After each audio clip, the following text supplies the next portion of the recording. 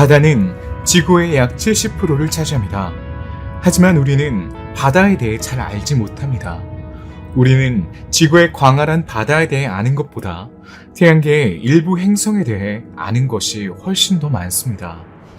현재 우리가 가진 기술적 수단으로는 해저를 쉽게 탐사할 수 없다는 것은 분명한 사실입니다.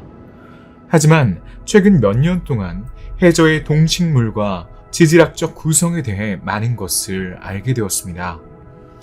이 푸른 광활한 바다에서 길을 더 잘 찾기 위해 인간은 바다를 크게 5부분으로 나눴습니다. 태평양, 대서양, 북극, 남극, 인도양. 바다의 깊이는 해양 능선, 화산뿐만 아니라 평야로 구성된 영토와 해저 구호에 따라 다릅니다. 일부 지역에서는 수심이 200m 이상 깊어지지 않지만 태평양에 위치한 마리아나 해구에서는 심해의 깊이가 최대 11,000m에 달할 수 있습니다. 13억 8,600억 세제곱킬로미터. 이것은 바다에 있는 물의 양입니다. 2,400만 세제곱킬로미터는 빙하와 영원한 눈에서 나옵니다. 그리고 이 모든 것은 호수, 연못, 습지, 강, 토양 수분 또는 대기 중의 물은 포함하지 않은 수치입니다. 물은 지구에서 가장 중요한 요소 중 하나입니다. 하지만 지구가 항상 오늘과 같은 모습은 아니었습니다. 그것과는 거리가 멀죠. 행성 단위로 이야기하고 전 세계 바다를 하나의 큰 단위로 본다면 전 세계 생물종의 50에서 80%가 바다에서 발견된다는 사실을 알아야 합니다. 또한 지구 생태계 서비스의 상당 부분을 생성합니다. 즉, 지구 생명체에 필요한 생태학적 기능의 절반 이상이 바로 해양에서 비롯됩니다. 이는 의심할 여지 없이 바다를 보존하고 이 귀중한 자원을 잘 관리해야 하는 좋은 이유지만 바다에 대해, 특히 바다의 역사에 대해 더 많이 알기 위해 노력해야 하는 좋은 이유이기도 합니다. 이 영상에서 저희는 여러분을 초대합니다. 우리의 역사와 그의 역사는 밀접하게 연결되어 있습니다. 여행자 여러분, 환영합니다. 오늘 우리는 우리 시대 이전의 해저를 탐험하기 위해 과거로의 긴 탐험을 떠납니다. 우리보다 수백만 년 전에 지구의 바다를 누비던 수중 동물들은 어떤 모습이었을까요? 선사시대의 세계 바다가 어떤 모습이었을지 알고 있나요? 여러분의 생각에는 오늘날 우리가 알고 있거나 상상하는 것과는 크게 다르지 않았을까요? 이걸 알아보려면 편안하게 영상을 보고 좋아요를 눌러주시고 채널을 구독해주세요. 우리의 서사시 지금 바로 시작됩니다.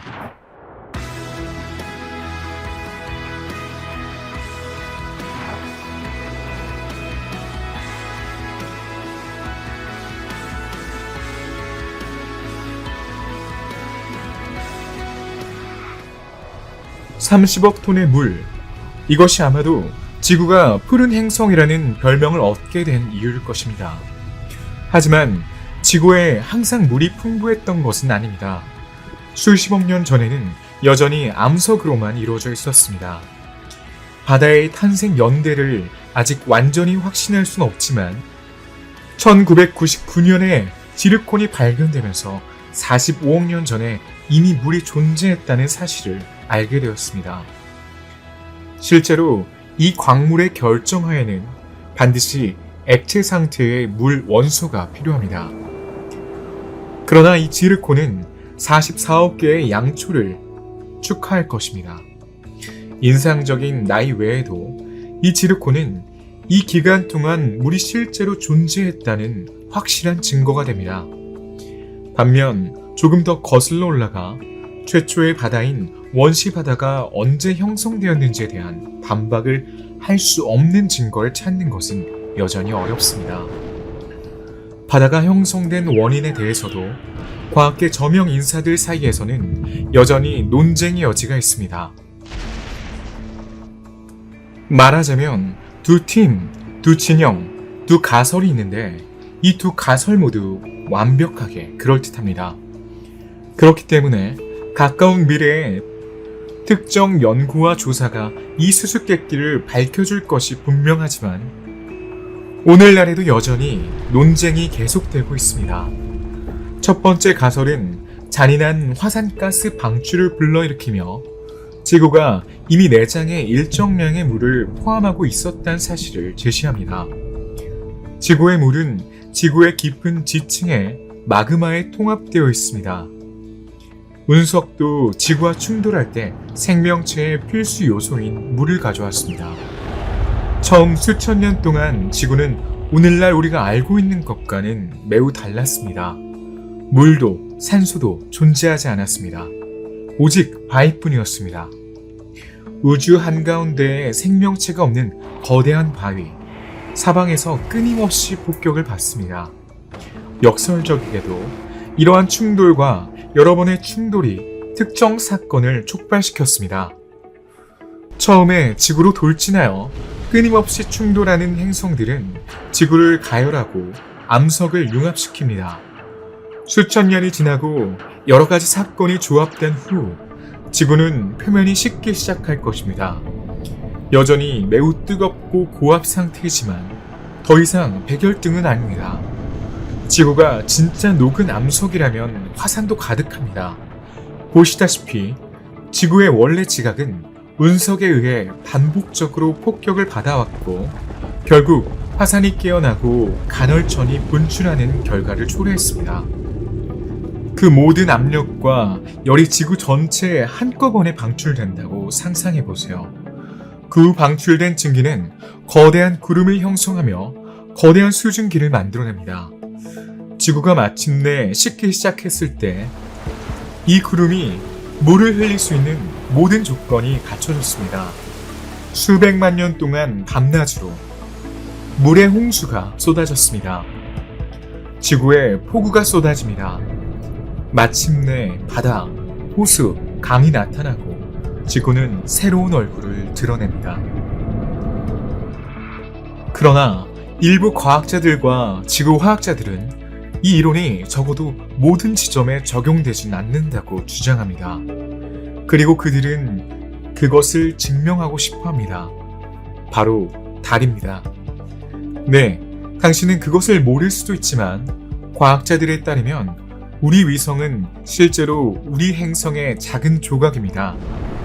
테이아로 알려진 원시 행성이 원시 지구에 충돌하면서 파편 고리가 만들어졌고 그 파편이 결국 하나의 자연위성인 달로 모였을 것입니다.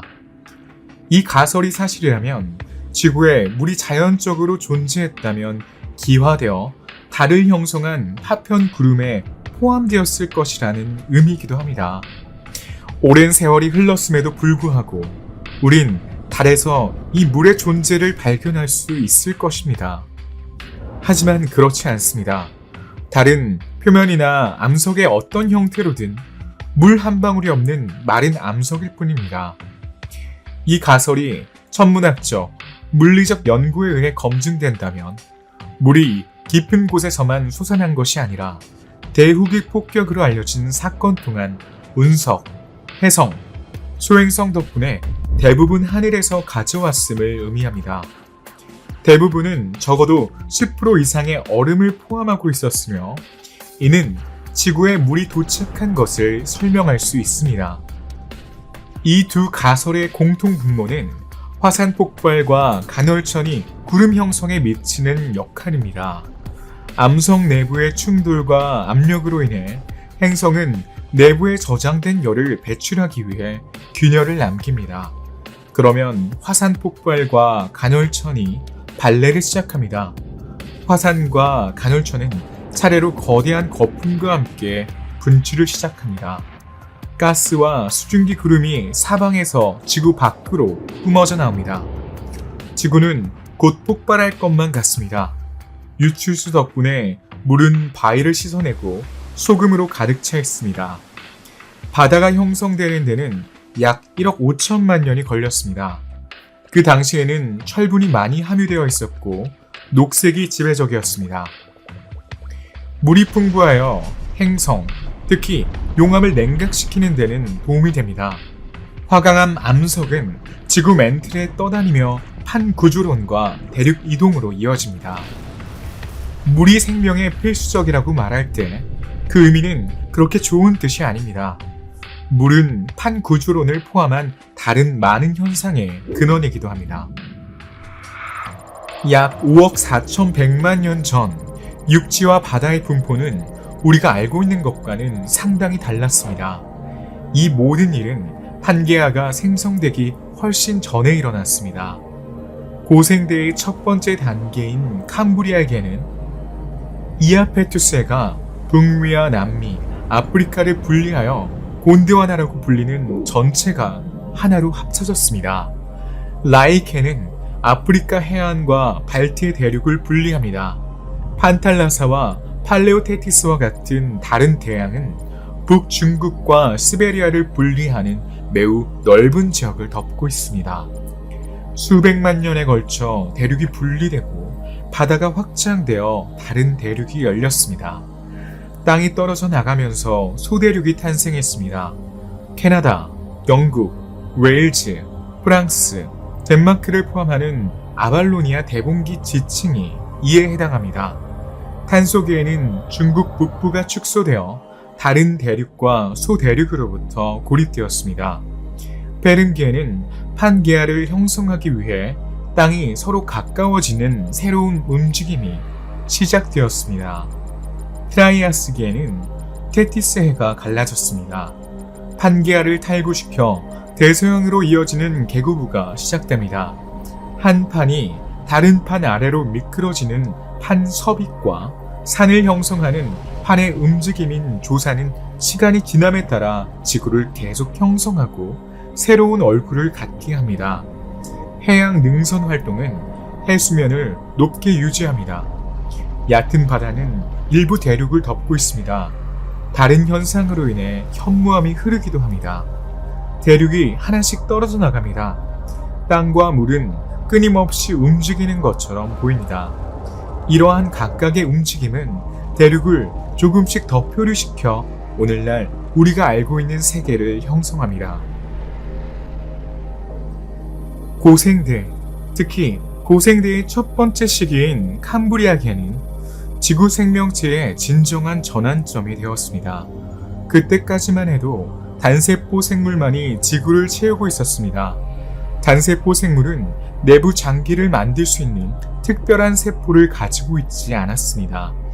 이들은 부드러운 몸을 가진 원생동물입니다. 그들은 자신의 몸인 세포막을 통해 먹이를 먹었습니다. 캄브리아계는 다세포 생물의 탄생이라는 전례 없는 놀라운 변화가 일어났습니다. 캄브리아계는 이러한 새로운 생명체의 출현 외에도 이 기간 동안 증식한 생명의 폭발과 동의어이기도 합니다.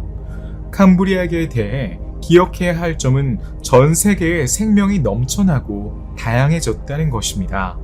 동물은 여전히 대부분 연체동물이지만 분화된 세포를 통해 환경에 적응하고 진화할 수 있었습니다. 눈다리, 더듬이, 구강기관, 소화기관, 신경계 등 특정 내부 그리고 외부 기관이 나타납니다. 또한 먹이 사슬이 형성되어 바닷속 생명체의 발달에 유리합니다. 다양성은 생명과 동의어가 되었습니다. 캄브리아계는 다세포 생물의 출현이 생명계에 엄청난 영향을 미쳤습니다. 이 시기 이전의 수백만 년을 성캄브리아기라고 부를 정도로 그 중요성은 컸습니다. 캄브리아기는 우리 역사에서 중추적인 시기이자 핵심적인 요소입니다. 아시다시피 캄브리아기는 지구가 새로운 전환점을 맞이하는 시기입니다. 캄브리아기는 원시시대의 시작을 의미하지만 특히 수중생물이 폭발적으로 증가한 시기이기도 합니다. 유기체는 발달하고 번식하고 진화하고 환경과 새로운 삶의 방식에 적응합니다. 그들 중 일부는 골격이 있고 다른 일부는 껍질이나 갑각류가 있습니다. 이 동물들에게는 환경에 접근하고 생존을 위해 싸우는 새로운 방식입니다. 하지만 우리 인간에게는 훨씬 더 늦게 지구에서 그들의 삶의 흔적을 찾을 수 있다는 의미이기도 합니다.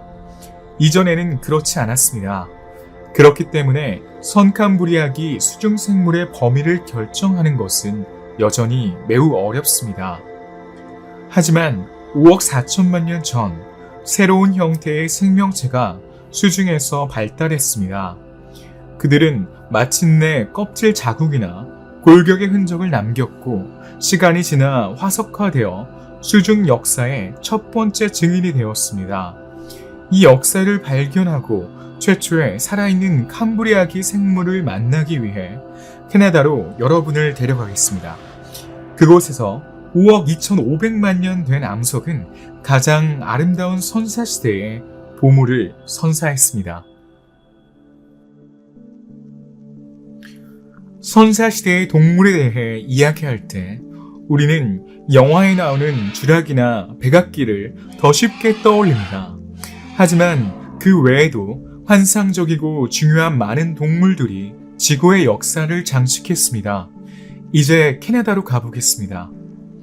이곳은 캐나다의 스티븐산 서쪽 경사면에 있는 요호 국립공원의 로키 산맥에 있습니다.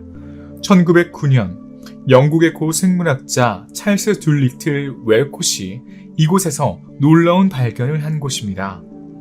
화석화된 해양 동물의 거대한 웅덩이가 있었기 때문에 버지스 해구라는 이름이 붙여졌습니다. 120종에 달하는 약 6만 5천 개의 화석 표본을 모두 합치면 그 양은 엄청납니다. 하지만 화석의 질도 그에 못지않게 훌륭합니다. 화석의 대부분은 약간 손상되어 있습니다. 골격 전체가 완벽하게 보존되어 있는 경우는 드물죠. 시간이 흐르면서 지질학적, 기후적 변화가 과거의 유적에 필연적으로 영향을 미쳤기 때문이죠. 하지만 버지스 동물군에서는 시간이 멈춘 것처럼 보입니다. 발자국은 매우 드물게 해당 동물의 부드러운 부분도 볼 수 있기 때문에 놀랐습니다. 이 현상은 동물의 느린 분해로 설명됩니다. 화석이 발견된 쉐일층은 점진적으로 형성된 것이 아니라 일련의 잔인하고 격렬한 산사태를 통해 형성되었습니다. 부드러운 부분은 물속의 산소로부터 분리되어 시체의 분해 속도가 느려졌습니다. 빠른 매장과 느린 분해는 수백만 년 동안 화석을 보존할 수 있는 최고의 조합입니다. 이제 초기 화석에 대해 배웠으니 추억의 시간 여행을 떠나보아요. 캄브리아기로 갈 준비가 되셨나요? 지질학적 시간 척도로 볼 때 우리는 지금 5억 4,100만 년에서 4억 8,500만 년 사이에 있습니다. 보시다시피 상황이 상당히 달라졌습니다. 지구의 평균 기온은 25도입니다.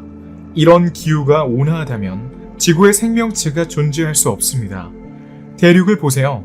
눈으로 볼 수 있는 한 모든 것이 바위, 공허함, 외로움입니다. 이것은 쉽게 설명됩니다. 우리 역사상의 시점에서 오존층은 너무 얇아서 태양의 자외선으로부터 지구를 보호하지 못합니다. 표면에 나타날 수 있었던 생명체에 대한 작은 희망은 태양이 희생양이 되어 죽었을 것입니다.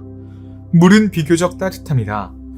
다소 어려운 조건에도 불구하고 여전히 생명체가 번식할 수 있었습니다.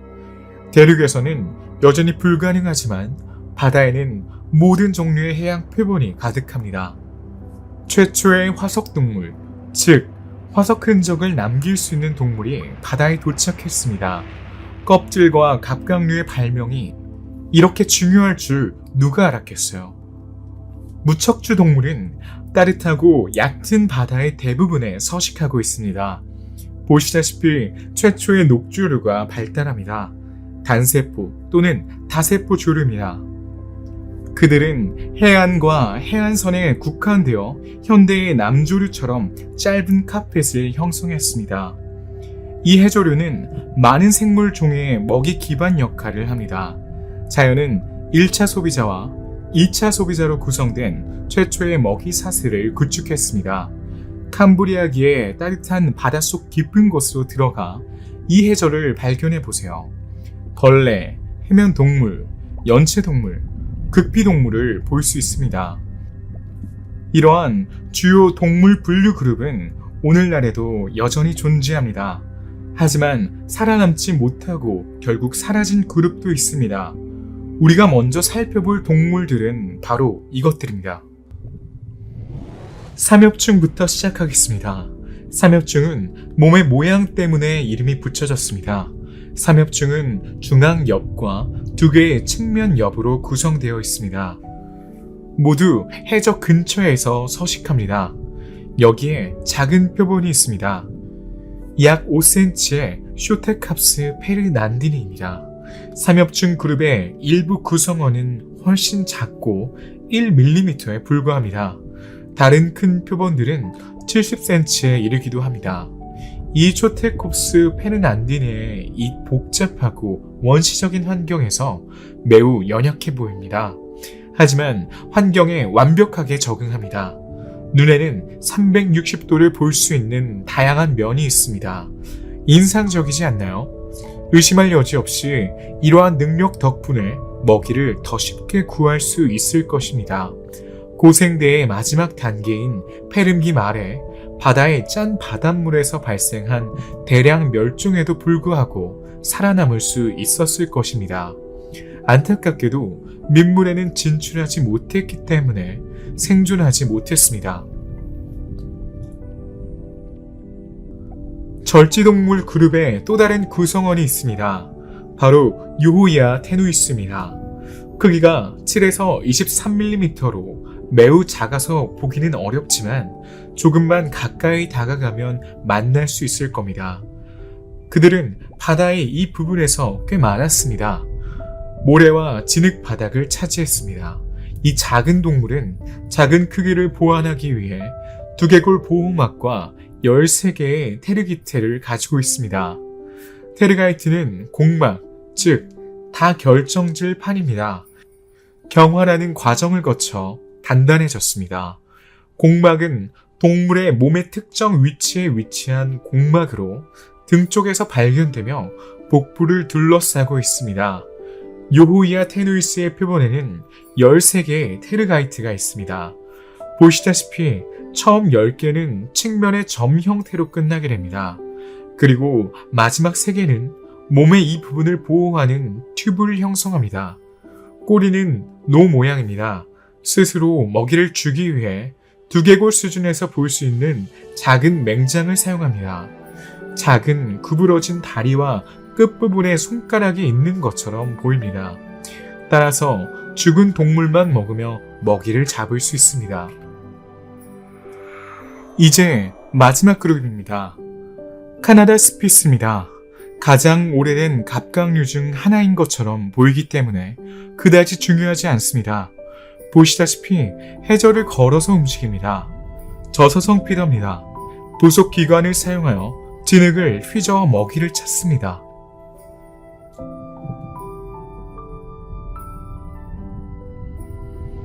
또 다른 그룹인 고고시아타를 살펴봅시다. 아케오시아타는 최초의 산호초를 만드는 메타조류입니다. 산호초는 우리가 알고 있는 산호초처럼 살아있는 유기체의 사슬입니다. 하지만 아키오시아타는 산호가 아니므로 혼동해서는 안 됩니다. 이들은 석회질 스폰지입니다. 스폰지는 내부와 외부 벽을 형성하여 내부에 사는 유기체를 보호하기 위해 서로 중첩된 일종의 다공성 원뿔인 꽃받침으로 구성되어 있습니다. 일부 표본은 꽃받침 전체를 차지하고 다른 유기체는 꽃받침의 윗부분만 차지합니다. 이 그룹에는 많은 종이 있습니다. 이 스폰지는 여과를 통해 먹이를 먹습니다. 동물성 플랑크톤, 식물성 플랑크톤, 그리고 현탁에게 유기입자가 그들의 식단을 구성합니다. 연약하고 매우 엄격한 조건에서만 생존할 수 있습니다. 온도, 염도, 그리고 수심의 변화를 견딜 수 없습니다. 이것이 의심할 여지 없이 이 종을 멸종으로 이끈 원인입니다. 아마도 지구 최초의 슈퍼 포식자일 것입니다.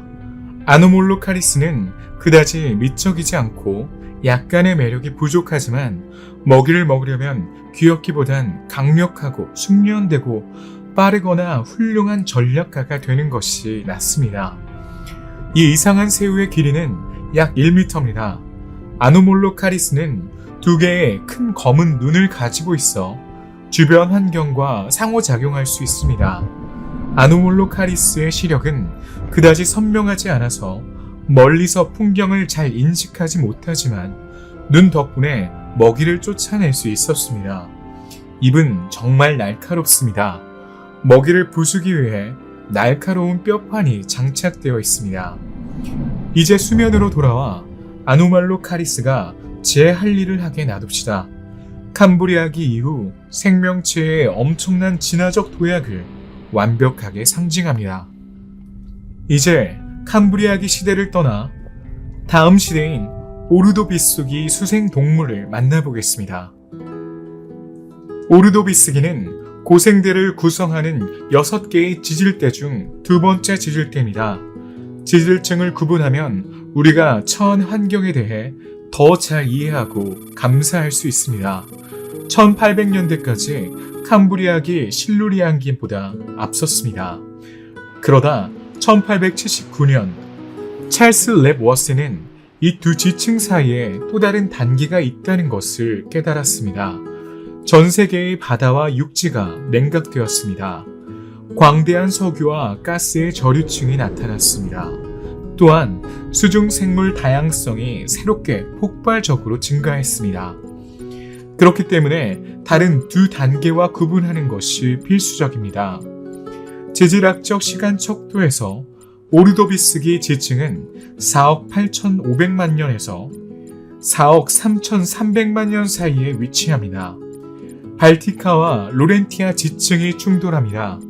이 시기가 끝날 무렵 곤드와나는 극지방에 가까웠고 대부분 빙하로 덮여 있었습니다.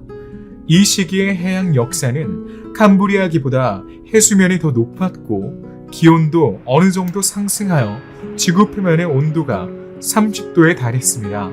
생물의 속과 과의 수는 이전 시대에 비해 3배 또는 4배로 증가했습니다. 오르도비스기에는 이아페토 그나투스 플루크티바쿠스의 출현도 눈에 띄는 특징입니다. 이 종은 지금은 멸종한 코노돈트과에 속합니다. 이 종은 마침내 오늘날 우리가 알고 있는 장어종과 닮았습니다. 그것을 구별할 수 있는 것은 바로 머리와 이빨입니다. 오랫동안 발견된 유일한 화석은 이빨뿐이었습니다. 그때부터 단순한 턱에서 몸의 나머지 부분을 상상하기는 어려웠습니다. 그 이후로 우리는 부드러운 부분을 정의할 수 있는 몇 가지 요소를 가지고 있으므로 장어의 일종과 유사하다고 추정할 수 있습니다. 이 종에는 이빨이 있지만 과학자들은 주로 플랑크톤을 먹기 위한 필터로 사용되었다고 생각합니다. 신체를 연구한 후 동물이 포식자로 분류될 가능성은 거의 없습니다. 캄브리아기에 이미 등장했지만 여전히 그 수가 매우 적었던 다른 그룹은 오르도비스기 동안 발전했습니다. 이것은 우리가 이전에 본 것처럼 관절이 있는 브라치오포드 2종류, 크리노이드, 오스트라코드, 브라이오주아, 그레톨라이트, 코노돈트, 그리고 물론 산호의 경우입니다. 첫 번째 외형 동물은 동시에 나타납니다. 이들은 우리가 이끼동물이라고 부르는 동물입니다. 그들은 고정되어 있으며 예를 들어 바위 같은 요소에 고정된 방식으로 살아갑니다. 외형 동물의 몸에는 조이드라고 불리는 매우 많은 수의 작은 동물이 모여 있습니다. 이를 식민지라고 합니다. 각 조이드는 석회암으로 만든 작은 오두막에 삽니다. 식민지의 골격을 형성하는 것은 서로 연결된 이 로츠입니다. 식민지는 산호, 이끼, 레이서와 같은 유사한 다양한 형태를 취할 수 있습니다.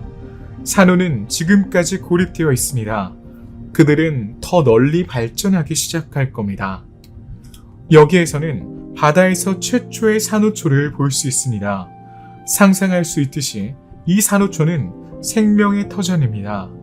이 원시 산호 근처에서 최초의 이메페류를 발견할 수 있습니다. 캄브리아이기에 이미 이메페류가 존재했다면 오르도비스기에는 주로 이메페류가 진화하고 발전했습니다. 이메페류의 껍질은 탄산칼슘으로 구성되어 있으며 일반적으로 판막이라고 불리는 두 부분으로 이루어져 있습니다. 이들은 가장자리 중 하나를 따라 유연한 인대로 연결되어 있습니다. 이메페류종의 다양성이 크게 증가하면 이소돈트, 이종돈트, 탁스돈트의 출현이 동반됩니다. 이메페류 중에서는 반원 모양의 라피네스키나 또는 더 길쭉한 모디올롭시스를 알아볼 수 있습니다. 복종류와 같은 다른 연체 동물도 발달하고 있습니다. 이 종류의 연체 동물은 내장 덩어리의 비틀림이 특징입니다. 매우 다양한 형태를 가지고 있지만 일반적으로 특징적인 꼬인 일회용 등껍질로 알아볼 수 있습니다. 발과 뚜렷한 머리가 있습니다. 발은 넓고 납작한 배 쪽 발바닥을 가지고 있어 수영을 잘합니다. 머리는 눈과 방사상으로 이루어져 있습니다. 여기 스트랩소디커스와 조금 더 나아가 치퍼웨엘라가 있는데 두 달팽이 모두 수생 달팽이입니다. 이제 껍데기를 가진 또 다른 동물을 소개해 드리려고 하는데요. 이 동물은 훨씬 더 크고 사냥 능력이 뛰어난 것으로 알려져 있습니다. 오르토세라스는 불균형한 크기에 도달했습니다. 이 녀석은 같은 종류 중 가장 큰 오르토세라 중 하나인 자이언트 오르토세라입니다. 그 이름이 잘 어울립니다. 두 종류의 생활 공간이 2m에 달할 수 있다면 껍질은 약 10m에 달했습니다. 이 오르토세라스는 매우 인상적입니다. 강력한 포식자이며 먹이 사슬의 최상위에 빠르게 올라섰습니다. 문어나 거대한 오징어에 비유할 수 있을 정도였죠. 사냥을 할 때는 촉수를 이용해 먹이를 잡았습니다. 그런 다음 뿌리로 먹이를 삼켰습니다. 심해에 사는 이 동물은 시력이 매우 나빴습니다. 그러나 이 경우 대부분의 생명체는 다른 감각이 이 핸디캡을 보완합니다. 그것은 바로 후각입니다. 오늘의 요리가 될 미래의 희생자를 멀리서 냄새를 맡습니다. 우리는 지금까지 척추동물을 많이 보진 못했습니다. 연체동물이 매우 존재하더라도 척추동물은 바다에서 점점 더 중요해지고 있습니다. 여기 그중 하나인 아그나테스 속에 물고기가 있습니다. 이것은 턱이 없다는 것을 의미합니다. 하지만 먹이를 먹는 데는 아무런 문제가 없습니다. 사카밤바스피스 잔비에리의 입에는 구강과 인두의 팽창과 수축을 통해 효과적인 빨기 작용을 하기 위해 움직일 수 있는 작은 뼈로 된 입판이 약 60줄로 늘어서 있습니다. 큰 머리와 납작한 몸통, 흔들리는 꼬리가 마치 올챙이와 비슷하게 생겼습니다. 25cm 길이의 큰 올챙이. 우린 이제 막 여정을 시작했지만 이미 육지와 바다에서 사건은 더 복잡해지고 있습니다. 이 시기가 끝나면 지구는 사상 최초의 대량 멸종과 두 번째로 큰 멸종을 경험하게 됩니다. 해양 생물 중에 60에서 80%가 사라질 것입니다. 원인은 무엇일까요? 대기 중 이산화탄소의 급격한 감소로 인한 지구 온난화입니다.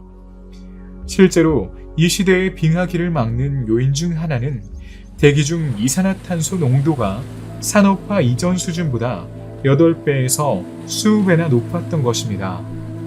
정확한 원인을 규명하긴 어렵지만 한 가지 그럴듯한 가설은 오르도비스기 후기에는 비혈관 식물이 육지에 정착하여 발달했다는 것입니다.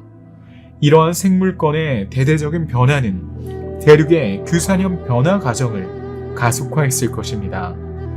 이 과정은 매우 많은 양의 이산화탄소를 고정시킴으로써 지구의 온도를 낮추고 극지방의 빙하를 발달시켰을 것입니다.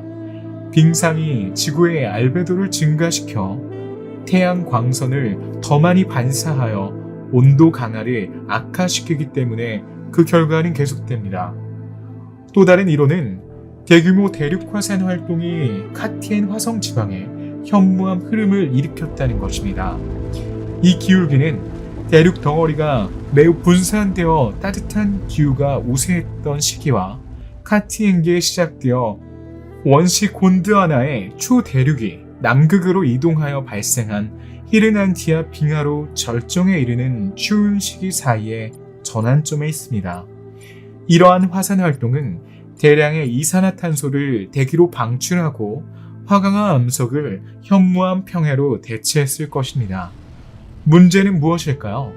현무암은 화강암보다 훨씬 빠르게 침식되기 때문에 대기 중 이산화탄소를 훨씬 더 많이 저장합니다. 곧 대기 중 이산화탄소 수준이 감소하여 화산활동 이전 수준 이하로 떨어졌습니다. 그러나 이 빙하로 인해 해수면이 수백 미터나 낮아졌습니다. 지구 평균 표면 온도는 30도에서 10도로 떨어졌습니다. 따라서 심해에 서식하던 생물들은 서식지가 냉각되고 축소되는 것을 목격하고 탈출구가 없어졌을 것입니다. 오르도비스가 상부 오르도비스기 해양동물군의 멸종 속도는 약 2천만 년에 걸쳐 지구 역사상 가장 높은 수치로 100만 년당 약 20개군이 멸종한 것으로 기록되어 있습니다. 빙하는 100만 년에서 3,500만 년 사이에 지속되었습니다. 해수면이 다시 상승하기 시작하면 물속의 용존산소 수준이 감소하여 바다의 독성 금속 흡수가 증가하여 생존자들은 화학적으로 적대적인 물속에서 회복을 하는 데는 어려움을 겪었을 것입니다. 이러한 무산소증은 첫 번째 멸종에서 살아남은 많은 생존자를 죽였을 것입니다.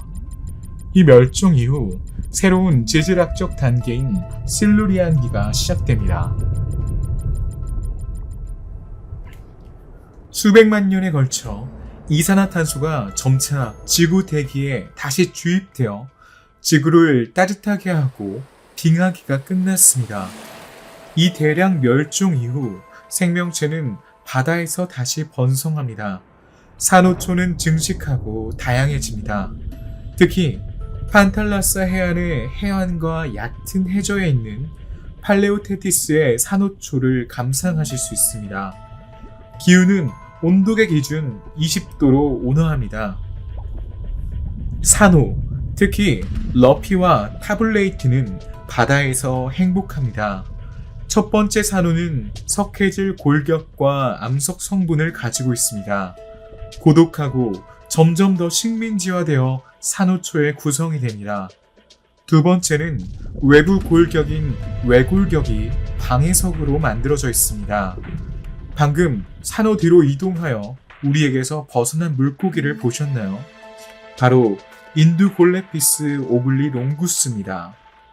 이는 어넵시즈 가족에 속합니다. 크기는 약 25cm입니다. 항문과 꼬리 지느러미가 있으면 가슴 지느러미가 없지만 뼈 가시가 있습니다. 의심할 여지 없이 해양 기금에서 땅에서 먹이를 먹는 이 물고기의 포식자로부터 자신을 보호하는 수단입니다. 조금 더 나아가면 바다의 이 부분에 서식하는 다른 종류의 물고기를 볼 수 있습니다. 이 턱이 없는 물고기는 바닷물뿐만 아니라 강의 민물에서도 살았던 종의 일부입니다. 이 아텔레아피스 테셀라타의 두개골 보호막이 눈에 띄나요? 몸의 좋은 부분에 바늘처럼 생긴 모양에도 불구하고 실제로는 물고기입니다. 물속에서 움직일 수 있는 두 개의 지느러미를 가지고 있습니다. 강어기를 좋아하는 세팔라스피스와 같은 종류의 다른 물고기들도 발견할 수 있습니다. 이 물고기는 해적성 어류의 일부입니다. 먹이 사슬에 최상위에 있지 않고 두개골 보호막 덕분에 포식자로부터 자신을 보호하지만 이것이 유일한 용도는 아닙니다. 실제로 그의 방패에는 가장자리와 중앙에 감각판이 있어 진흙 속에 벌레와 다른 굴을 파고 있는 생물의 존재를 감지하는 데 사용되었습니다. 하지만 이 시기에는 단순히 턱이 없는 물고기가 아니라 정반대의 물고기도 있었습니다. 실루리아기의 하이라이트 중 하나는 척추동물 어류에 턱이 생겼다는 점입니다. 두 번째 가지아치에서 시작된 이 유명한 턱으로 구성된 최초의 어류는 가시 지느러미를 가진 아칸토디안과 몸 앞부분이 뼈로 된 갑각류로 둘러싸인 플라코덤입니다. 이 어류들 중 일부는 뼈로 된 골격을 가졌지만 다른 어류들은 연골로 된 골격을 가졌습니다. 이 분류군에는 매우 다양하고 많은 종류가 있습니다. 여기서 볼 수 있습니다. 치라칸투스 머치손입니다. 그러나 우린 이 클라마티우스에 우리의 관심을 고칠 것입니다. 그것은 가시상어입니다. 오히려 좋은 수영선수이자 훌륭한 사냥꾼이기도 했습니다. 주로 다른 물고기를 먹지만 갑각류 앞에서 미세한 입을 만들진 않습니다. 그에 대해 다소 놀라운 것은 정확히 그의 턱입니다. 아래턱에는 여러 개의 날카로운 이빨이 있습니다. 이빨이 조금만 마모되면 이빨이 빠지고 완벽하게 날카로운 새 이빨을 위한 공간이 생깁니다. 위턱에는 치아가 전혀 없습니다. 또 다른 범주의 생물이 실루리안을 대표합니다. 이들은 유립테리드입니다. 이들은 오르도비스기에도 이미 존재했지만 실루리아기가 그들의 전성기입니다. 이 시기가 가장 많고 특히 가장 다양합니다. 여기 그중 하나인 아큐티라무스가 있습니다. 이 아름다운 표본은 이미 2.5m에 달하며 지금까지 알려진 절지동물 중 가장 큰 크기입니다. 다소 특별한 치수 외에도 빠르고 효율적인 수영 기술을 가지고 있었습니다. 마지막 한 쌍의 다리는 실제 노를 구성하는 반면 복부는 물결 모양을 만들어 속도와 이동성을 향상시켰습니다. 먹이를 먹는 데 있어서도 바다에서 살아남을 수 있는 몇 가지 자산을 가지고 있었습니다. 두개골의 갈고리 또는 갈고리 모양의 작은 부속물인 킬리케레는 쉬고 있을 때 머리 아래에 자리 잡고 있습니다. 하지만 배가 고프면 먹이를 향해 이빨을 내밀죠. 이 두 종류는 의심할 여지 없이 조심해야 합니다. 프라모케라스 유로스토마와 프라모케라스 두비움은 프리지아 모자 모양으로 구부러진 예쁜 껍질을 가지고 있습니다. 하지만 이 물속을 배회하는 괴물을 마주하는 것은 아무 소용이 없습니다. 가본 물고기가 웅장한 모습을 드러냈습니다. 이 물고기들은 머리와 가슴에 두꺼운 뼈 갑옷을 두르고 있습니다. 이 갑옷은 포식자나 때로는 동료 물고기들의 공격으로부터 눈, 뇌, 심장 등 중요한 장기를 보호해줍니다. 이 물고기들은 그리 어렵지 않았습니다. 산호초와 삼각주, 그리고 바다를 자주 드나들었죠. 일부는 해조류를 뜯어먹고, 일부는 연체동물을 으깨어 먹었으며, 일부는 육식성 어류였습니다. 엔텔로그나투스 프리모르디알리스는 최초의 수장용 중 하나입니다. 머리와 몸은 두꺼운 판으로 덮여 있었고 꼬리에는 비늘이 달려 있었습니다. 턱은 있었지만 이빨은 없었고 작은 눈은 크고 깊은 구멍에 파묻혀 있었습니다. 새로운 지질학적 단계마다 이정표와 지구의 새로운 측면이 있습니다. 이번에는 서로 다른 두 곳에서 산이 나타난 것입니다. 첫 번째 조사는 로렌시아 대륙과 아발로니아 대륙이 합쳐진 후 이아페투스에서 일어났습니다. 두 번째는 로렌시아와 아르모리카도 포함됩니다. 이아페투스와 라이크 두 바다는 가까이 있습니다. 다른 곳에서는 인접한 판 아래에서 발생하는 해양판의 슬라리입니다. 여러 가지 물리적 반응이 차례로 일어나면서 세상이 진화합니다. 지구의 온도는 상당히 상승하여 30도에 근접하고 있습니다. 물속의 머리를 박고 있는 우리는 대륙 표면에서 얼마나 많은 변화가 있었는지 보지 못했다고 말해야 합니다. 초목이 많이 자랐고 광합성이 작동하여 이산화탄소 수준이 떨어지고 있습니다. 지금은 초목이 작지만 대본기에는 숲의 시작을 발견할 수 있습니다. 스트로마토포어, 타블레이트 산호, 테트라코랄리아 산호가 산호초를 계속 만들어가고 있었습니다. 산호는 성장하고 다양하며 스스로를 조직화하여 새로운 종을 환영하고 보호할 수 있습니다. 브라키오포드 그리고 기타 조개류 표면은 대본기 바다에서 여전히 진화하고 있습니다. 가본 물고기가 번식합니다. 여기서 보트리올레피스와 조금 더 멀리 던클레오스테우스를 볼 수 있습니다. 먼저 보트리올레피스에 접근해 봅시다. 이 녀석은 정확히 말하면 보트리올레피스 카나덴시스로 보입니다. 작은 저서성 동물입니다. 즉 해저를 돌아다닌다는 것입니다. 민물을 선호하고 해저에 서식하는 해저 동물의 일부입니다. 이 작은 해양 동물은 동물, 식물, 곰팡이 파편, 즉 분해 중인 모든 유기물을 먹이로 삼습니다. 일반적으로 몸 길이는 약 30cm 정도지만 가장 큰 종인 보트리올레피스 맥시마의 경우 100cm에 달하기도 합니다. 플랑크톤과에 속하는 덩클레오스테우스에 대해 자세히 알아봅시다. 덩클레오스테우스는 갑옷을 입은 물고기였습니다. 실루리아기에 등장한 갑옷 물고기는 대본기에서 최고로 군림했습니다. 바다의 왕이 되어 그때까지 가장 위험한 포식자였던 거대 유립테로이드에 도전했습니다. 이 갑옷 물고기 중 가장 길고 강력한 덩클레오스테우스는 가장 큰 몸집을 가졌습니다. 이 연골 어류는 연골목 콘드리치과에 속하는 첫 번째 물고기 중 하나입니다. 한 쌍의 지느러미, 한 쌍의 콧구멍, 비늘, 그리고 일련의 챔버형 심장을 가지고 있었습니다. 지느러미를 보면 몸의 양쪽에 쌍으로 나란히 있는 것을 볼 수 있습니다. 꽤 큰 눈과 작지만 날카로운 이빨을 가지고 있습니다. 물고기를 먹으며 무리지어 살 수 있습니다. 이 녀석은 클라도셀라체 엘레간스임에 틀림없습니다. 60에서 180cm의 크기에도 불구하고 바다의 마스토돈인 덩클레오스테우스가 가장 좋아하는 먹이입니다. 이 악티노페르테기안 체롤레피스처럼 지느러미가 방사형 물고기는 계속해서 바다에 서식하고 있습니다. 살이 많은 지느러미를 가진 물고기와 같은 다른 물고기들은 특별한 진화를 겪었습니다. 바로 폐어입니다.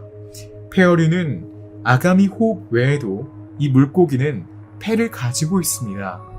이런 종류의 물고기는 매우 다른 형태를 가지고 있죠. 여기 레피도스라는 역설이 있습니다. 다소 길고 몸의 뒤쪽을 둘러싸고 있는 중앙 지느러미가 있죠. 가슴 지느러미와 골반 지느러미도 있지만 실 모양의 배설물처럼 보입니다. 같은 과에 또 다른 동족인 네오세라토두스 포르스테리가 있습니다. 그것은 훨씬 더 비축하지만 실제로 같은 가족의 일부입니다. 이 물고기의 또 다른 특징은 수중 30m 깊이까지 내려갈 수 있을 만큼 쉽게 야외에서 호흡할 수 있다는 것입니다. 예를 들어 진흙 속을 기어다니거나 특정 폐어종의 경우 진흙에 굴을 만들고 항균 특성을 가진 살아있는 조직에 동화되어 있는 것처럼 보이는 점액을 분비하여 고치를 만들 수 있습니다.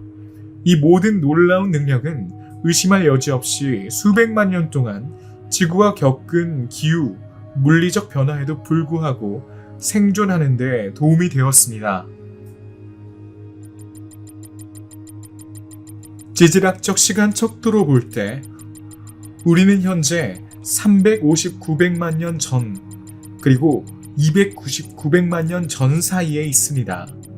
판게아가 형성되기 시작한 것은 석탄기입니다.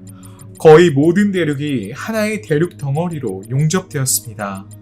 이 지질학적 단계에 대해 기억해야 할 또 다른 요소는 대륙 플랫폼에서 팔레오티스의 따뜻한 바닷물이 중요한 범법입니다. 이를 통해 많은 산호초가 발달할 수 있었습니다. 침식은 또한 많은 변화를 가져옵니다. 이는 산의 형성을 선호하지만 초목도 선호합니다. 따라서 CO2의 양은 크게 감소하고 동시에 현재 약 15도인 지구의 온도를 낮출 것입니다. 캄브리아에게서 발견한 삼엽충과 같은 절지동물군이 추진력을 잃고 종말에 가까워지고 있다면 다른 해양 생물은 계속 진화하고 있습니다.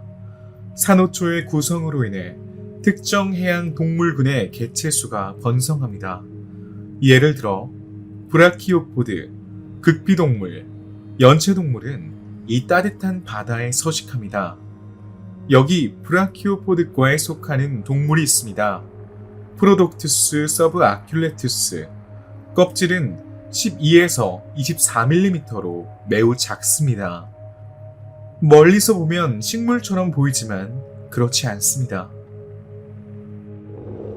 크리노이드는 식물을 연상시키는 형태를 가지고 있습니다. 이 닮은 꼴 때문에 크리노이드라는 이름이 붙었습니다. 크리노이드는 바다 백합을 의미합니다. 줄기는 다소 길 수 있으며 뿌리는 해저에 고정되어 있습니다. 다른 쪽 끝에는 왕관이 있습니다. 이건 크리노이드의 다양한 가지팔로 구성됩니다. 예를 들어 복종류와 같은 많은 해양동물의 진정한 쉼터입니다. 팔이 피난처를 형성하면 여과를 통해 플랑크톤을 먹을 수 있습니다. 줄기는 석회질 골격을 구성합니다. 짐작하셨겠지만 이 표본은 상어과에 속하는 물고기입니다. 이 물고기의 가장 인상적인 점은 의심할 여지 없이 턱입니다. 자세히 보세요. 아래턱이 원형 톱 모양이라는 것을 알 수 있습니다. 이것은 그 경로를 가로지르는 다른 작은 척추 동물에게는 좋은 징조가 아닙니다. 또 다른 다소 이상한 모양의 상어과로는 스테타칸투스과가 있습니다.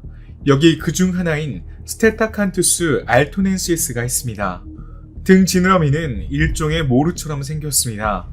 잠재적 포식자를 겁주기 위한 것일까요? 아니면 번식기의 매력적인 자산일까요? 말하기에는 어렵습니다. 이 표본은 바다에서 헤엄친 최초의 연골 어류 중 하나입니다. 클라도셀라체와 글레드바쿠스와 이 작은 위협을 공유합니다. 작은 물고기뿐만 아니라 원시 양서리도 큰 어려움 없이 사냥할 수 있었습니다. 이제 고생대의 마지막 지질시대인 페름기에 이르렀습니다. 이 시기는 2억 9,900만 년에서 2억 5,100만 년 사이입니다. 판게아는 끝났습니다. 온도는 15도에서 18도 사이에서 진동합니다. 대기 중에 포함된 산소는 계속해서 증가했는데 이는 표면에서 가장 작은 평방 킬로미터를 계속 정복한 대륙의 초목 덕분이었습니다. 산호초는 진정한 해양 번식지입니다. 산호초는 많은 종의 생존에 필수적입니다. 물론 산호는 그들의 발달에 도움이 되지만 유일한 산호는 거리가 멉니다. 이 열대 지역에서는 큰 노란색 스펀지를 볼 수 있습니다. 아니요, 바위가 아니라 거대한 스펀지입니다. 이것은 아마도 약 2m 높이일 것입니다.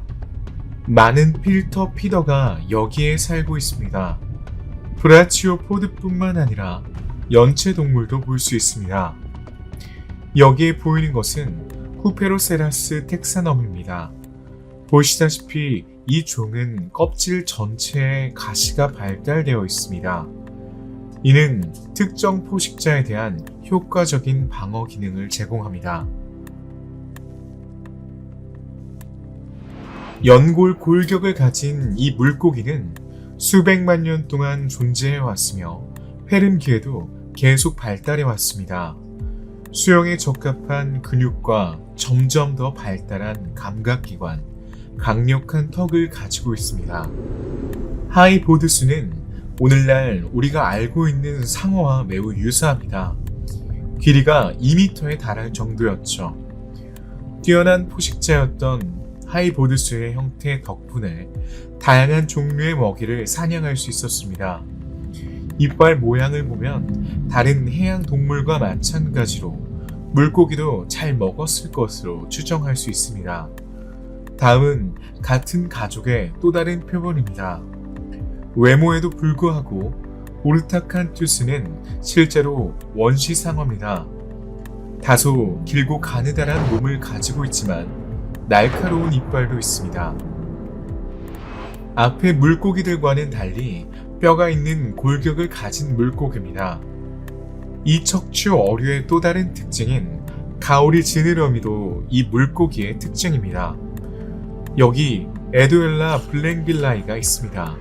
성체 표본의 크기는 5cm에서 20cm 사이입니다. 등 지느러미는 뒷 지느러미의 연속선상에 위치합니다.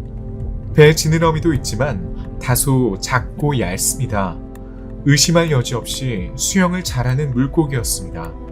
이 지느러미는 악티노돈과 같은 양서류나 엑플루라칸투스가 같은 상어와 같은 수많은 포식자로부터 도망치기 위한 필수 생존 기술이었을 것입니다.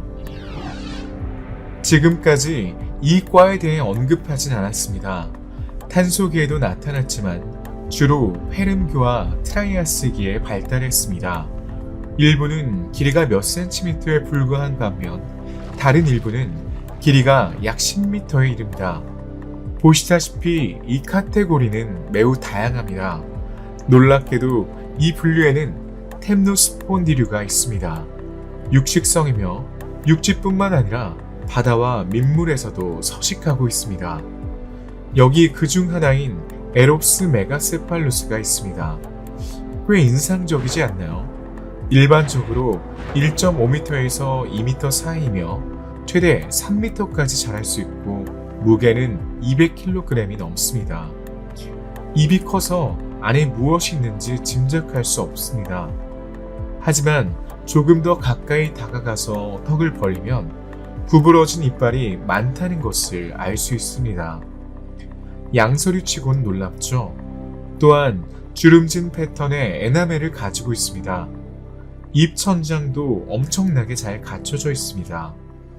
세 쌍의 송곳니가 뒤로 구부러져 있습니다. 미끄러운 먹잇감을 잡기 위한 진짜 덫이죠. 우리가 만난 수중 동물들 중 누구도 지금 일어나고 있는 급격한 변화와 앞으로 겪게 될 심각한 결과를 알아차리지 못하는 것 같았습니다. 모든 대륙이 하나의 블록으로 재결합하면서 해수면이 전반적으로 낮아졌습니다. 따라서 판게아의 형성은 대부분 인구가 많았던 바다 표면의 감소로 이어집니다. 해수면이 250m나 낮아지면서 바다는 얕아지고 물은 정체되고 따뜻해졌으며 산소가 부족해져 동물이 살기에 좋지 않은 환경이 되었습니다. 남극 주변의 따뜻한 해류와 대기의 이산화탄소 함량 증가로 인해 지금까지 남극을 덮고 있던 극지방의 뚜껑이 녹아내렸습니다. 이러한 변화는 다른 변화로 이어집니다. 만년설이 더 이상 존재하지 않거나 그 수가 너무 적어 태양 에너지를 우주로 반사하지 못합니다. 격렬한 화산 폭발이 연이어 일어나고 이산화탄소가 대기를 풍부하게 합니다. 지구 온난화가 진행 중입니다. 온실가스는 CO2와 결합하여 온난화의 강도를 더욱 높이고 있습니다.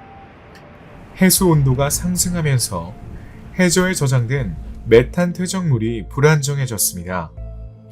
시베리아에서 거대한 현무암 분출이 일어나고 있으며 점점 더 많은 CO2를 대기로 뱉어내고 있습니다. 역사상 가장 큰 생물학적 위기가 진행 중입니다. 더 이상 그 어떤 것도 막을 수 없습니다. 공룡의 멸종보다 덜 알려진 페름기, 트라이아스기 위기는 그럼에도 불구하고 가장 치명적인 위기입니다. 페름기, 트라이아스기 멸종은 인류가 겪은 멸종 중 가장 치명적인, 어쩌면 가장 심각한 멸종 중 하나일지 모릅니다. 해양 생물의 90%, 척추 동물의 75%, 거의 모든 원시 양서류가 지구상에서 사라질 것입니다. 이 위기가 지나면 자연은 그 권리를 되찾습니다. 인생은 순리대로 흘러갑니다. 간단한 것은 없습니다. 시간이 걸립니다. 하지만 자연은 놀랍습니다. 우린 이제 중생대에 접어들고 있습니다. 중생대는 2억 5,100만 년에서 6,600만 년 사이에 위치합니다. 고생대의 시작이 특정 세포의 출현으로 살아있는 유기체의 전환점이라면 중생대는 포유류, 조류, 공룡은 물론이고 속시식물과 같은 새로운 종의 출현을 목격한 겁니다. 후자는 꽃과 열매를 맺을 수 있는 식물입니다. 이 현상은 육상 생태계에서 막대한 영향을 미쳤습니다. 트라이아스기, 쥐라기, 백악기의 세 시기로 나뉘는 중생대는 판게아라는 단일 대륙에서 시작되었습니다. 그 후 시대가 진행됨에 따라 땅이 갈라지고 무너지고 떠돌아다니며 오늘날 우리가 알고 있는 지리적 세계를 만들었습니다. 트라이아스기에는 모든 대륙이 판게아라는 하나의 땅으로 통합되었습니다. 하지만 조금씩 그 그룹이 분리되어 로라시아와 곤드와나가 탄생했습니다. 기후는 더욱 변화무쌍해졌습니다. 열대지역, 다른 지역, 더 온대하고 건조한 지역이 있습니다. 또한 여름과 겨울이 더 뚜렷한 것 같습니다. 동식물은 이러한 새로운 조건에 적응했습니다. 먹이 사슬의 맨 아래에는 해면, 폴립, 크리노이드가 있습니다. 곤충도 특히 쥐라기에는 점점 더 풍성해질 것입니다. 이 동물들은 다른 동물들, 특히 물고기가 살아남을 수 있게 해줍니다. 우리는 중생대의 첫 번째 단계에 있습니다. 지질학적 시간 척도에서 트라이아스기는 250-200만 년에서 201만 년 사이입니다. 평균 기온은 18도이지만 지역에 따라 다를 수 있습니다. 일부는 사막이고 다른 일부는 몬순의 영향을 받습니다. 얼음 지역은 인구가 매우 드물고 온대 지역은 이미 더 살기 좋은 곳입니다. 그러나 특히 열대 지역이 바다에서 가장 생명력이 넘치는 곳입니다. 대기는 18%의 산소로 구성되어 있지만 이산화탄소는 0.25%로 매우 적습니다. 기후는 더 따뜻했습니다. 전체 중생대 동안 지구는 빙하를 경험하지 않았습니다. 바다는 많은 수생생물의 첫 수중 서식지인 산호초를 재구성하려고 노력했습니다. 테트라 코랄리안 산호는 대부분 멸종했습니다. 그 자리를 육각 산호가 조금씩 대신하고 있었습니다. 산호초를 만들기 위해 열심히 노력하는 석회질 조류가 산호를 지탱하는 모습을 볼 수 있습니다. 곧 다시 생명이 번성할 수 있을 것입니다.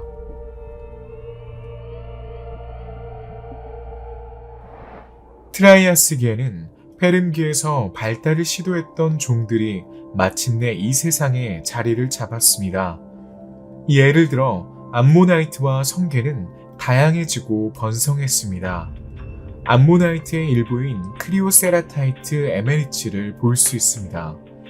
이 암모나이트는 펼쳐진 암모나이트라고 불립니다. 아마 그 이유를 이해할 수 있을 겁니다. 그 껍질은 스스로 말려서 특정 포식자에 대한 효과적인 보호막을 형성합니다.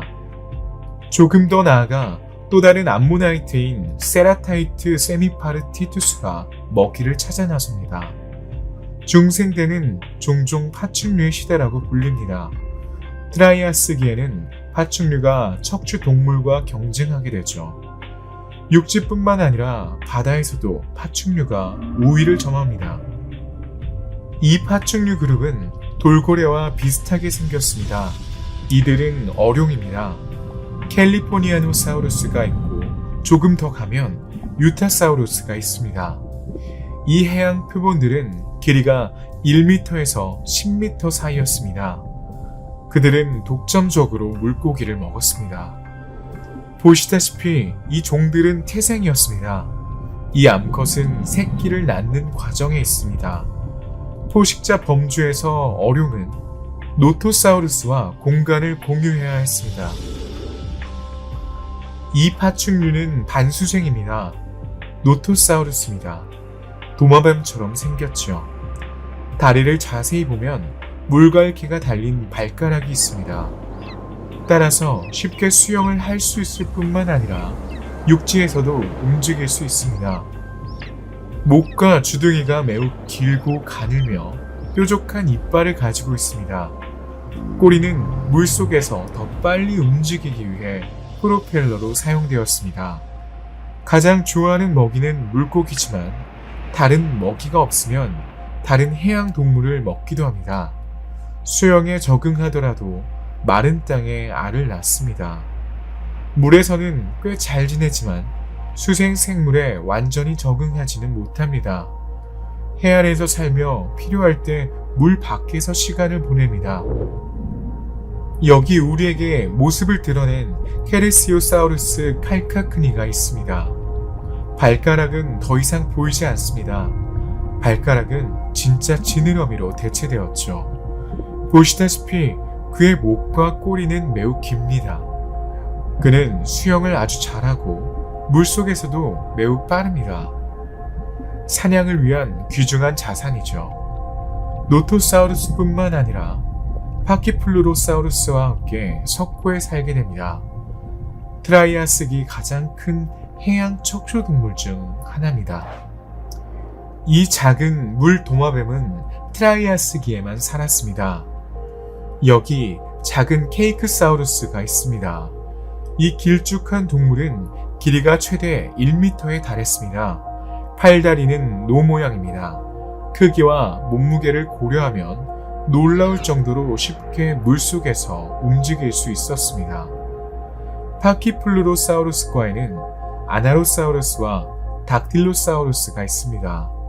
아나로사우루스는 유럽에 살았던 최초의 공룡입니다. 세르피아노사우루스는 같은 지역에 서식했습니다.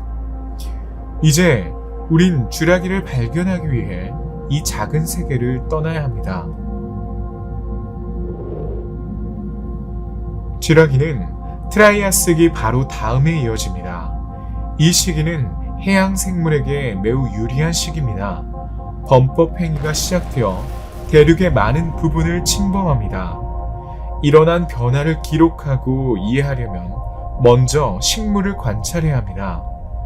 엘랍삭시푸스나 사투르날리스와 같은 방사성 동물은 직경이 수백 마이크로미터인 단세포성 플랑크톤 동물입니다. 이들은 녹조류가 증식하는 데 필요한 실리카를 제공합니다. 라디올라리아는 부분적으로 수중화산 폭발 덕분에 출현했을 것입니다. 이 작고 복잡한 유기체는 아름답기도 하지만 유용하기도 합니다. 이 사게누세나 스텔라타를 보세요. 부드러운 부분이 죽으면 바다 밑에서 구조물로 발견할 수 있습니다. 이것이 그 골격입니다. 별의 형성이 웅장합니다. 이 작은 방사성 유기체는 쥐라기에 풍부했습니다. 이 생물들이 풍부했던 가장 큰 이유는 깊은 냉수의 융기 때문이었을 겁니다. 영양분이 풍부하여 많은 영양분을 바다 표면으로 가져옵니다. 라디올라리아는 또한 공생종입니다. 단세포 또는 편모조류인 조류는 이 규산질 해양식물과 조화를 이루며 살아갑니다. 이 해조류 한가운데는 힐도세라스 비프론이 살고 있습니다. 이 작은 포식자는 촉수로 먹이를 잡습니다. 지금은 사냥을 하지 않는 것 같습니다. 그는 분명히 조금 전에 저녁을 먹었습니다. 그래서 우리는 조금 더 자세히 관찰할 여유가 생겼습니다. 껍질은 납작한 나선형입니다. 그것이 매우 늑골이 있고 모두 구호로 되어 있다는 것을 알 수 있습니다. 내부에는 챔버가 있습니다. 이 방들은 공기로 채워져 있고 힐도세라 비프론의 부력을 허용합니다. 이 표본은 아마도 암컷일 것 같습니다. 암컷이 수컷보다 더 큽니다. 암컷의 몸 길이는 95에서 175mm인 반면 수컷은 40mm를 넘지 않습니다. 여기 스테노페 르테기우스는 우리가 이미 만났던 어룡과의 일부입니다. 생김새와 행동이 돌고래와 매우 비슷하죠. 대부분의 시간을 깊은 물속에서 헤엄치고요. 물고기를 사냥하고 먹지만 촉수가 달린 연체동물인 두 종류도 먹습니다. 특정 세포는 캄브리아기 이후 크게 발달하고 개선되었습니다. 가오리는 표피와 진피라는 두 개의 뚜렷한 층으로 구성된 피부를 가지고 있습니다. 또한 몸의 내부 온도를 유지할 수 있도록 지방층이 있습니다. 하지만 너무 오래 머물지 마세요. 수장룡과의 약속이 있고 그는 기다리는 것을 좋아하지 않으니까요. 여기 엘라스모사우루스 플라티우루스입니다. 목이 긴 해양 파충류인 수장룡과에 속하는 동물입니다. 몸 길이는 7에서 8m이지만 성체가 되면 10에서 15m까지 자랄 수 있습니다. 목 안에는 32개 이상의 경추가 있습니다. 통 모양의 몸과 긴 목, 작은 다리가 바다에서 큰 도움이 되지 않을 것이라고 생각할 수 있습니다. 하지만 겉모습과는 달리 이 바다 괴물은 매우 민첩하고 매우 강력합니다. 우선 다리도 지느러미입니다. 이를 통해 거북이처럼 약간 헤엄칠 수 있습니다. 그것은 바다를 탐험하고 주어진 영토에 국한되지 않습니다. 활기차고 매우 강력한 턱을 가지고 있습니다. 그것은 빠르게 지구의 내구석에서 두려운 포식자가 되었습니다. 거기서 멀지 않은 곳에 수장룡 가족의 또 다른 구성원이 배회합니다. 바로 모트르네리아 세이무렌시스입니다. 이 공룡은 다른 가족 구성원들과 같은 식단을 채택하지 않았습니다. 보시다시피 턱과 이빨은 엘라스모사우루스 플라티우루스와 완전히 다릅니다. 길고 가늘며 대부분 바깥쪽을 향한 이빨을 가지고 있습니다. 수년간의 연구와 수장룡의 골격에 대한 연구 끝에 이 수장룡 표본은 고래처럼 여과를 통해 먹이를 먹는다는 사실을 알게 되었습니다. 입을 벌리면 크릴, 작은 물고기 또는 작은 조개 껍질이 포함된 다량의 물을 포획합니다. 이빨로 물을 걸러내고 아침 식사는 그대로 유지합니다. 작은 일화지만 수장룡이 모두 멸종하지는 않을 수도 있습니다. 스코틀랜드의 네소 전설에 따르면 넷이라는 이름의 공룡 중 한 마리가 여전히 네스호에 살았다고 합니다. 해양 먹이사슬의 구성 요소 역할을 하는 미세조류는 놀라운 속도로 성장하고 있습니다. 육안으로는 볼 수 없지만 이 물에는 코콜리토포리다가 가득합니다. 코콜리타포리다는 원반 모양의 갑각 또는 석회질로 둘러싸인 단세포 녹조류입니다. 이 조류는 백악기 식물성 플랑크톤의 주요 부분을 구성했으며 해양 생태계의 기초를 이뤘습니다. 이들은 백악기에 여전히 존재하는 많은 무척추 동물 그룹에 도움이 되었습니다. 암모나이트나 루디스트와 같은 연체동물, 해면동물, 홀로투리안, 크리노이드, 해면동물, 코니다리아 이런 극피동물은 번식하고 다양화됩니다. 이들은 다른 동물, 특히 물고기, 상어, 해양 파충류와 같은 척추 동물이 생존하고 번식하며 발달할 수 있도록 도와줍니다. 먹이사슬의 최상위에는 파충류가 있습니다. 익룡은 수장룡과 모사사우루스의 이익을 위해 쇠퇴합니다. 물고기 떼 한가운데서 낚시를 하고 있는 하이드로테로사우루스는 수장룡입니다. 몸 길이는 13m입니다. 작은 머리는 33cm에 불과하지만 목에는 60개가 넘는 척추뼈가 있습니다. 그는 팔 다리를 노로 사용합니다. 다리 지느러미 덕분에 수직 수평으로 움직일 수 있고 심지어 회전할 수도 있습니다. 먹이를 잡기 위해서는 속도를 빠르게 하면 됩니다. 이 동물은 매우 인상적입니다. 움직이는 방식을 보세요. 하지만 조금 더 수면으로 돌아가 보죠. 저 파충류 보이시죠? 모사사우루스입니다. 저 익룡을 주시하고 있어요.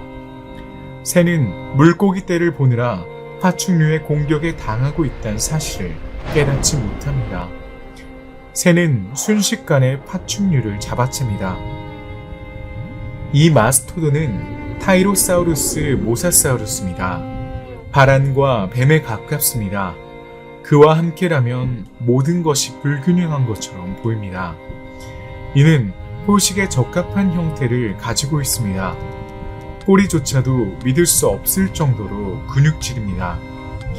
두 쌍의 지느러미가 장착되어 있으며 매우 효율적입니다. 그는 뛰어난 수영 선수입니다. 숙련되고 빠르고 강력합니다. 타이로사우루스의 또 다른 특징은 머리와 몸통이 길다는 것입니다. 보시다시피 주둥이가 표시되어 있습니다. 이 모사사우루스는 사나운 것으로 유명합니다. 다른 포식자를 공격하거나 동료 동물과 싸울 수도 있습니다. 싸움은 끔찍했습니다. 그들은 물고기뿐만 아니라 바다새, 바다거북, 심지어 수장룡도 먹었습니다. 우리는 이 바다의 신과 함께 백악기를 떠날 것입니다. 시간과 바다를 통한 우리의 여행은 여기서 끝이 납니다. 백악기 말, 지구는 거대한 운석에 부딪혀 대기가 어두워지면서 바다의 주요 생산지가 붕괴됩니다. 먹이 사슬에 다양한 동물들이 굶주리게 됩니다. 기근은 죽음을 불러옵니다. 암모나이트, 루디스트, 비조르 공룡 등 많은 동물이 생물권에서 멸종합니다. 다시는 예전과 같진 않을 것입니다. 그러나 이 모든 것은 아마도 다른 여행에서 발견할 기회가 있을 겁니다.